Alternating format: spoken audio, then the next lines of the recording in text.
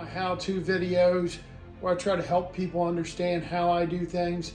Not always the only way to do things, but just sharing with you how I do it. We're starting with a stain board. It's already been sanded to 120 and then we stained it. So with any top coat, it's only going to be as good as what the prep work is, or as smooth as what the prep work is. And I definitely recommend a minimum of 120. You can take it a little bit further before you stain it, or do whatever you're going to do to it before you put the top coat on. Then we sand in between. So watch this video to give you a few pointers on applying top coat, and I hope you learned something from it. In the comments below, let us know what you think. If you got a different way, if you got another favorite brand that you think we should try, I'd be glad to try it. Step 1, stir the clear coat, do not shake. What I like to start with is a good brush, so make sure you got a good quality brush. I like the Purdy brushes myself. What we're doing here is getting as much polyurethane out on the board as we can. I call this basket strokes, basically emptying this brush with all the material that we can. And then what we will do is make long strokes the whole way down. A lot wetter than what I would use for paint. It's a very thin material.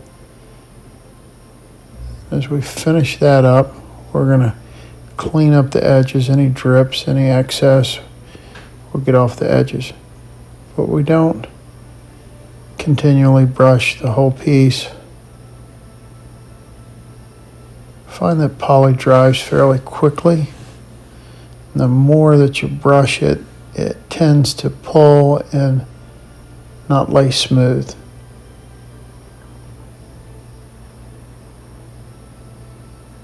I'm going to finish that up. We'll set that off to the side.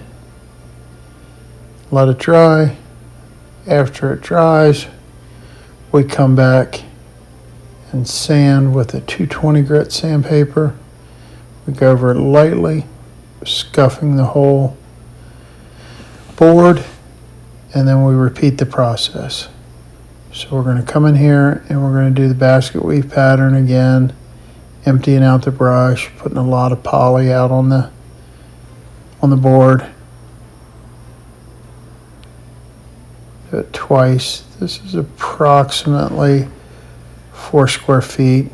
I've done a lot of these shelf boards like this, so I know that it takes, if you had a bigger table, obviously you'd put a little bit more out. Long strokes.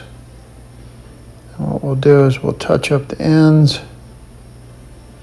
get any drips or anything like that, but we do not continue to brush over the whole board. Just get any of the edges cleaned up, any drips or anything like that. Get that.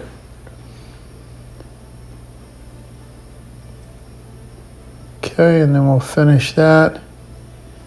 And then we'll lay this board up. And I recommend for interior jobs, 2 to 3 coats of Minwax Polycuric should do the trick. And then for your exterior jobs, I recommend Minwax Hellman's, and again 2 to 3 coats. All right, here the board is all finished up, nice and smooth. I actually put 2 coats on this application and it looks real good.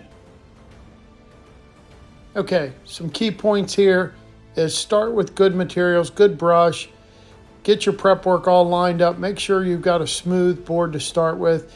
The clear coat's not going to cover up anything, and what you want to do is get your brush, get the board wetter than normal, put some product out on the board, and then make long strokes. Don't make a bunch of short strokes, like you would when you were painting something. So a little different process than painting. Long strokes, wet strokes, and let the poly flow out. And I would like to thank you for watching this video, and I hope it helped you. And please like and subscribe to our channel. Thank you.